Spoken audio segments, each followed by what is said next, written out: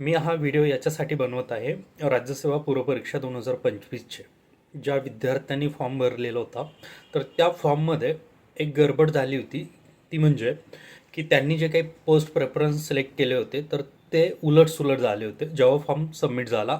म्हणून काही विद्यार्थ्यांनी मला मेसेज केले आणि त्यांची हीच क्वेरी होती की आम्ही प्रेफरन्स हे आमच्या पद्धतीने दिले होते, पण ते जेव्हा फॉर्म सबमिट झाला तेव्हा ते उलटसुलट झाले.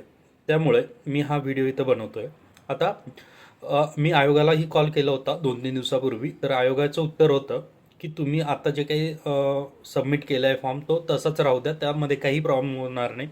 अ, तर आता आज शेवटची तारीख आहे. अनेक विद्यार्थ्यांच्या मनामध्ये होतं की आम्ही फॉर्म पहिला कॅन्सल करून पुन्हा फॉर्म भरू. तर आता काही भरायची गरज नाही.